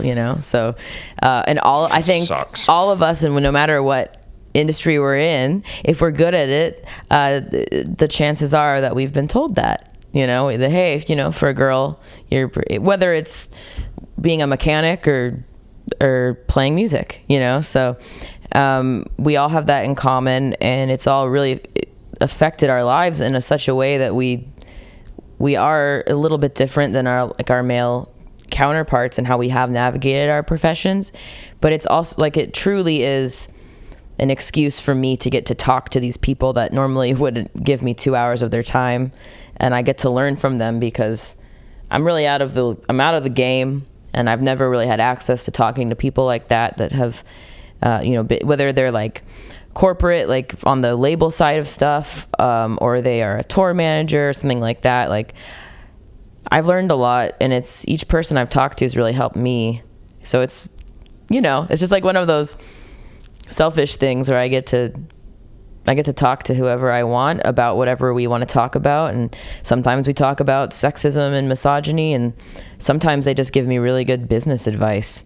So, or marketing advice or touring advice. So I really like it. I love talking to all these people and getting their take. And I just love the podcast format because it can go wherever you want it to go. And you don't have to hit all your points, It's talk radio, but for young people. Yeah. I mean, for everyone, but the talk radio is generally considered old people shit. What you just mentioned, though, like sometimes we talk about sexism, sometimes we talk about other stuff. What I realized I was doing, like I have some episodes that haven't been released and some episodes that won't get released. There's not been that many girls on the Downbeat, and that's not because I haven't tried. It's been because a lot of people said no. Like, I'm scared, like boys and girls. Yeah. But so, like I did a couple of episodes with girls, and then I found myself asking far too much about the sexism in the industry, which then became a weird type of. It felt like an extra type of sexism. Like, hey, so what's your story? So there must be sexism, right? Yeah. Like almost like a fucking compounded sexism. Like you can't possibly be here to talk about anything else other than the sexism. Yeah, do you know what I mean? I know it's weird. It's weird. I freaked myself out, and I was like, you know what? I'm never going to mention it unless it gets brought up. And that's the cool thing about the podcast. It will reveal itself. And if it doesn't, then it's whatever. fine. But I was honestly, I was in my own head about it. Yeah, that's totally fair. Honestly, the one thing that I think, if I may speak on behalf of the entire population of women in the entire world, I don't know if I have qualified. The one thing as a singer that I always find, I didn't even realize that it was kind of sexist, is that everyone asks me how I'm 32 and I've been doing this for over 10 years in a band, and I have people ask me, how did I get into this type of music? Always. And I didn't, and then I realized, because I started listening to my friends' interviews, that I can't think of any any of my male friends that was brought up in a non-organic way. Like, it's brought up in an organic way where you're just like, what kind of well, how did you start playing fucking drums? Or just it happens naturally. But no, like, you should have been playing with dolls. Yeah, like, so people what are happened? fascinated why do I, so in a nice way, they're kind of asking me like, why did you start doing screaming vocals and blah blah blah, and I'm just like, I don't know, it's not an interesting story. It's the same way that everyone else started doing screaming vocals. They heard screaming music, and then they created screaming music, and then they just wailed over a PA and with their shitty microphone until they learned how to do it right. It's not an interesting story at all. It's the least interesting thing about me, is like they were that music. expecting you to turn around. They were expecting you to turn around and go, well, I was in a completely pink room once. Yes. And I was just there with my Barbies, and then Behemoth suddenly screamed, and then Nurgle was in the room next door, just screaming. And I left this pink room and I went into the blue room, and there was screaming happening. And I thought, my hair is going to be blue now. And I want the boys to like me. I sure know how to get the boys to like me. I'll start just riffing a guttural vocal while listening to Despised Icon. But I guess I never thought about that being a shitty comment until recently, because I always was an outsider in metal. I didn't listen. I was not exposed. I didn't know who August Burns Red was until they had, 2012 or something. Like, I didn't know who any of those bands were. I didn't listen to that kind of music. I listened to weird music, but I didn't consider that music to be weird music. Like, that was like I was kind of a more pretentious, like, the metalcore will have you heard of a little band called Gengistron? I liked weird. Oh, it was quirky. Almost like I liked it for the sake of like putting it on and looking at someone while they were watching it. Gengistron, Daughters. Yeah, and like, or then like really, I really liked The Locust. Yeah. I'm like, hey, these guys throw hot dogs at people while they perform. You want to check it out? So I was more into that, and I considered all this other stuff to be like a little bit more commercial. And then I started realizing that I was more drawn to technical ability, and I started liking bands like Animals as Leaders and all these Protest the Hero. I really liked Protest the Hero when I was a kid growing up in Canada. It's like a rite of passage if you're a metalcore band, like you always are influenced by them. And I loved like Despised Icon, another Canadian band. Oh, fuck yeah. And Alexis on Fire, and just more disciplined bands. I started, and that's when I started listening to, the olden timey boys like After the Burial and Veil of Maya and Born of Osiris and all and that kind of stuff. And I started getting really fascinated by like playability and like musicianship and that part. And I started really appreciating technical drumming and guitar playing, and it was something aggressive. Yeah, like I was always more vocal driven in the music I consumed, and then I started really shock value stuff, and then I really enjoyed listening to things progress like that. And I think the first heavy band that I just, other than like Meshuggah, that I just loved and adored, and I call it a band where you're like,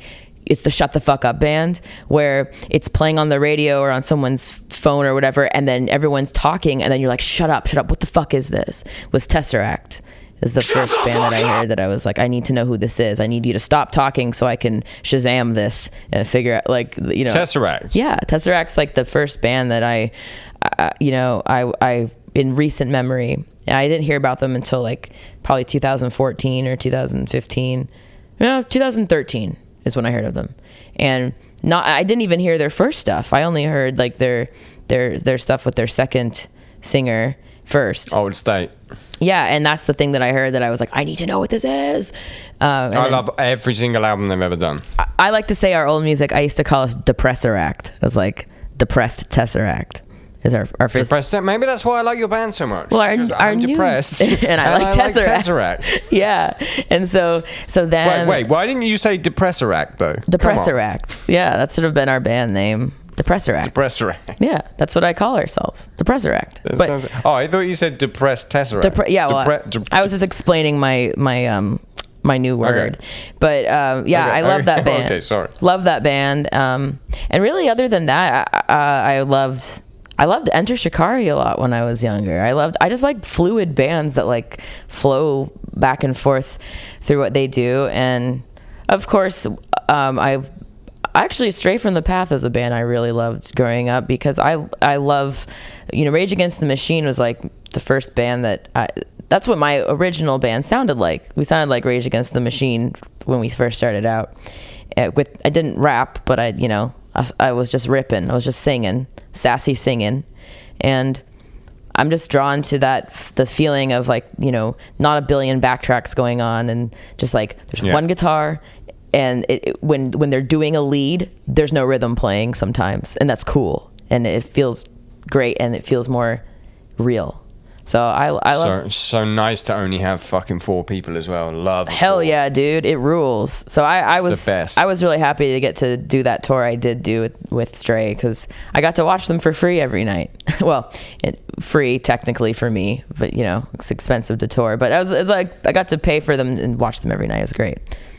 Well, we'll do another one. Right, before we fucking wrap this up, I need your top 5 artists of all time, even though you've just given me a bunch of artists.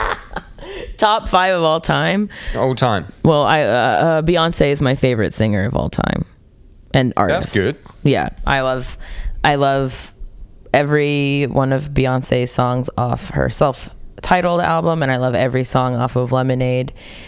And her new shit, she just keeps getting better and better. I love all her new shit. She empowers me to show that like you can get, if you work hard enough and are at a certain point, you can. And I think someone like Rihanna is the same way, where you can just start to make whatever you want and it becomes popular music. That's my goal in my life, is to just whatever I create is popular music because I made it. That's what I am trying to do with my life. Yeah. Hey guys, I'm doing a new thing. Like it? Of course you do. Okay. Yeah. Next. And I think that that's not me being arrogant. It's just like I love that. I love like, I'm gonna try this new thing, and I freak out about it for months, and then I put it out, and everyone's like, "Yeah, we're in," and I'm like, it's freeing. God. It's really freeing and really liberating. I that's why every time we put a song out, I keep thinking, I keep worrying that people are going to start doing like Star Wars gifs at us of like Obi-Wan Kenobi being like, "You are the chosen one and you fucked it up." I mean, you're going to prepare yourself, because you're going to get some of that. Yeah. That's why we haven't made it yet. Idiots. We haven't made it until that happens, until people start being like, "Fuck this band. I only like their old stuff." Like they changed. They sold out. Oh, that's what everyone says about everyone. Yeah. So until that happens, that's when I'll know that I'm really starting to get to where I want to get, when I start seeing that. Right now it's just, I feel like I'm living in a protective bubble of safe space. Positive press. Yeah. You're just getting positive press. Yeah. Right, give me more artists. Give me some more fucking artists. Well, I'm hungry. I think Meshuggah. Because I feel like we've just all been trying to recreate. We've all been trying to just recreate our first time hearing Meshuggah, and that's like what, like gent and metalcore and all this like really low tune stuff is just. We're all just trying to do that, and we just can't do it. Like only there's they Meshuggah can. songs from '94. Yeah. Which are still being ripped off now, whether or not people know it. It's fucking crazy. Yeah. So I just feel like they are the epitome of just perfect musicianship and perfect technical ability, and then still somehow managing to keep a song like that engaging. So I love that band. I don't even listen. Like I don't even go, I know every Meshuggah song. That band is like my eternal reference of heavy music that I continue to go back to and listen to. And God, other than that, I love Erykah Badu. I love Erykah Badu. I love Bjork. I love everything would be from more of like my childhood. So like I love Outkast. I think that's one of my favorite groups because I just love the fluidity. Anything like that that's really fluid. I would say most of my top 10 things that I love aren't metal. Because it's not when I, in that youth when you like discover your music taste. Like metal is my partner in my more elderly part of my life. My youth was more commercial music. So I have to, I think I've already done 5, but I have to put Prince in there as well. I think Prince is, other than Beyonce, I think Prince is like my favorite artist. It's always like technical ability mixed with unique song structure that I just love. And I love like stream of consciousness vocals where they're just like, it's okay if it doesn't keep returning back to the original intent of the song. So I love Prince. I think like 1999 like Purple Rain's like one of the best. I just had the weirdest deja vu. It was really strange. Dude, I have that every day now. I keep my life is so weird. like being in this weird, like I'm reading all this stuff about my life, but my real life is me just sitting around not doing anything. Vanilla Sky. That's how I feel. Yeah. Like, I just had the weirdest deja vu. You telling me about Prince, and then it was like at the same time I was experiencing this conversation somewhere else. It was really weird. Probably because there's been several drunk women in your life that have cornered you being like, I love Prince. No. He speaks to me raspberry beret. You were telling me and we were on FaceTime, but also I was in a different place. Like a weird linear time. You probably were at a show in the UK one day when I used to tour, and then I just started probably drunkenly telling this guy that I love Prince, and then you were like, I gotta get out of here. It was probably me. So I FaceTimed someone else, and then that's why it. Oh, okay, we got it. So do you have the time for me to spread the good word about Prince? About Prince. Is that your English accent? That's quite good. My English accent is more like, okay, Michael's parents are British. Michael's dad's from Manchester. Hey. Michael's dad's from Manchester and his mom's from Yorkshire. And so, but northern, couple of northerners. But Barry is Michael's dad, and my accent is like pure fake news. Like we just make him sound like that. He's like, that's not how I sound. But we always go, oh, like a fucking butler. I can't believe you done this. Can't believe it, man. I can't. It's terrible. No, like our joke with Barry is like, if I was like, Barry, we're gonna be on the cover of this magazine, he'd be like, is that a digital cover? Is that print, mate? Yeah. All right. It's funny because there's no way someone from Manchester is gonna sound like that. You are doing fucking the worst. Russell Brand in Get Him to the Greek. I know. That's what you're doing. So he has to just very patiently listen to me do my horrible accent, and then he's just like, that is absolutely not what we sound like at all. But and Michael's mom, I just go, oh, it's lovely. It's absolutely lovely. Oh, isn't it lovely? And she's like, again, you've known me for 10 years, and that is not what I sound like, and it's very offensive. Yorkshire. But oh, I bet they're excited for Leeds though, because it'll be massive for them. They're so excited. Having a kid playing Leeds Festival or Reading and Leeds is like, I hope they can come. The biggest thing, like from the city. If you're in any of those northern cities, or if you're in Reading or London, when you're growing up, and your parents probably, when you've grown up and you've left house, and your parents are like, yes, they're still doing the music. Oh, have they played Reading and Leeds? Yeah, they'll be doing that next. And now it's like, well, actually, yes.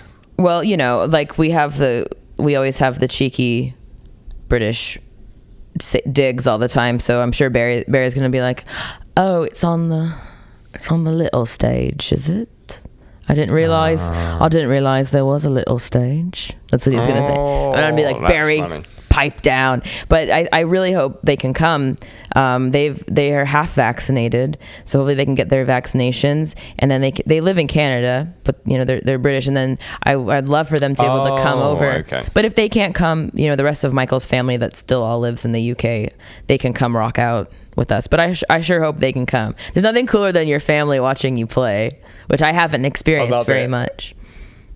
My mum, actually, at Reading Festival, the first time I ever played Reading Festival, we had a bottle of Jack Daniels on the rider. My mum and dad drank the whole thing. Oh, hell yeah. My mum came onto the stage while we were playing at Reading Festival in front of the drum riser and took a video of me and then walked back off the stage. And I lost it while I was playing. I was like, this is absolutely the funniest thing on fucking earth. Oh.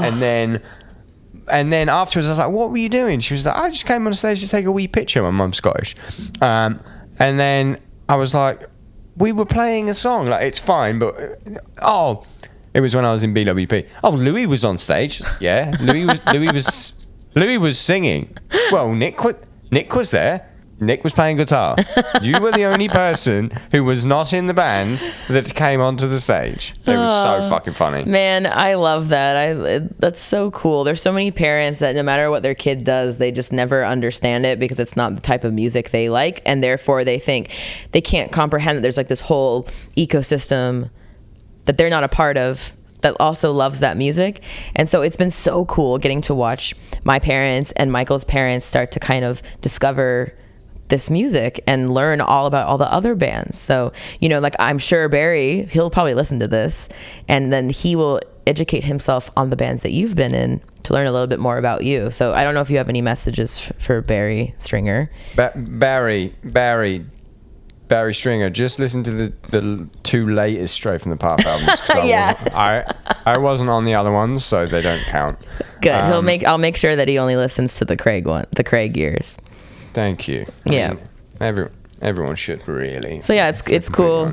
It's cool getting when the parents start to be very open to all that other type of music that they've never heard before, just to kind of get to know your band more, Josh from Architects and Silosis. So Josh's dad is a fucking legend, but when Silosis started getting bigger, he started buying the metal magazines that came with Silosis, and then his dad got super into like brutal death metal. That's so cool. His dad, who's like fucking 60s, maybe even fucking 70 by now, was like, Josh, have you heard the new? And it'd be like, I can't even remember. He would just suddenly Josh didn't even realise his dad was buying these magazines because Silosis were in it, but then he was like listening to the CDs that would come with it, and he'd be like, Josh, I've just picked up the new Psychroptic album. What do you think?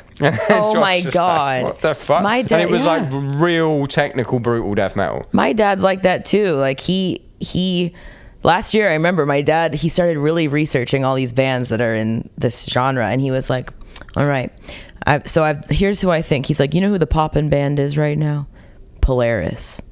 He was like, that's what I'd like you guys to get to by next year, is to be at the Polaris level. That's a good shout. And I was just like, Dad, that's very It's a cool great of you. shout. I was like, that's like a very that's good take. That's a really good take. I was like, that's perfect. So he really like is learning a lot about that and all the different like the festivals and the producers and stuff. And so, it's so funny having, your dad text you to be like, hey, that new Bring Me the Horizon, interesting take. They did the EP. Do you feel like that song is giving it like kind of like a black metal vibe? There's some blast beats in there, like that kind of stuff. That's so funny. Yeah, the parents, they're still, you can teach the old dogs new tricks. I love it. All right, I'm enjoying this, but I'm so hungry. I told you I was gonna keep you going. I have to go off for a lunch. We started early. I have to go to a lunch now. What are you having? I don't know. It's going to be a Mexican place. So jealous. It's the week before we leave, so we're doing all our like farewell business lunches, and it's awesome because then we just like go, oh, I insist, and you take your card out, and then they go, no. Oh, love it. And we go, oh, you've had You've had fucking FC Francesca on your podcast. Yeah. Love it when Unify. I love her because she's the fucking best anyway. But then it's like, oh yeah, we want to go to this. She took us to this like Breaking Bad themed like pop-up restaurant. And it was fucking amazing. And it was like Breaking Bad cocktails. But then at the end, FC's like, nah, Label's got this. Like, oh, I couldn't love you anymore. And then you drop that as well. Yeah, well, everything's so inexpensive here. We keep trying to like treat the nice people on our team. And we think that we're like doing some really amazing favor. And then we get the check and it's like $60. So we're just, we were trying to impress everyone. But we keep forgetting that everything is so inexpensive here compared to where we live. So we haven't figured out the big fancy thing to impress our team, but if they want to keep buying us snacks, I'm good. It's fine. Get the snacks done. This has been amazing. Send me your file. Okay. Tell me when I can release it. All right. Tell me what I can do. I will. I'll see you at Reading Festival. Yeah. With Post Malone. Well, just get them ready. Just be like, hey, wouldn't it be so cool if like there was this girl with blue hair and she was like yelling and screaming and then rocking and then also singing, and then he'll be like, yeah, Craig, let's go. And you're like, it's happening right now. Cool. Let's leave let's fly there in the helicopter. I mean, I don't think I'm on that terms with him, but I could try and make it happen. Well, if you're not, let me know, because then I can confront him in person and I can be like, Craig sends his regards, and like, Oh, fuck! What was that? Acid? That's fucking wow! You're coming in hot there. Right. Anything for controversy. That's it. Spiritbox. Fucking some serious fucking allegations in 2021 of attacks on Post Malone. I'm going before either one of us gets cancelled. Thank you. Have a lovely day. It was really nice to get to meet you in real life, kind of real life, Craig. We really love everything you're doing, and we quote you all the time. Anytime I'm happy. What do you mean quote? Well, one thing I say all the time, if I'm happy, I say the ride is dancing, because you said that one time when you're watching a Matt Gartzka video, because like his symbol looks like this when he's playing. It's like perfect. I don't even fucking know. And what you said the ride is dancing, and so I say that all the time, like when I'm really stoked. Did I say it that theatrically? The ride is dancing. Do you know what? Those fucking videos, the YouTube videos, I just do them. I forget about them. I put them immediately on the internet. I have no idea what I've said or what I've done. Well, keep doing it, because it's so great for us, and it's simulating the thing that I think all the musicians miss, is the watching your friends play shows, watching them just freaking rip and be in their element on their instrument, and then also just having self-deprecation and having jabs at each other and shooting the shit. So I love your stuff. It's cool that the non-music people also are so drawn to it. Like, everyone loves it. So we are so happy. Oh, you're too kind. And now I get to hear me bigging you up. Now I get to hear me. It's going to be a big fucking episode. Well, thank you. Just let me know when I can fucking release it. Awesome. I will, and I'm going to run now, but when I get home, I'll send you the audio for this. Yeah, it's fine. Okay. Have a lovely day. Thank you, Craig.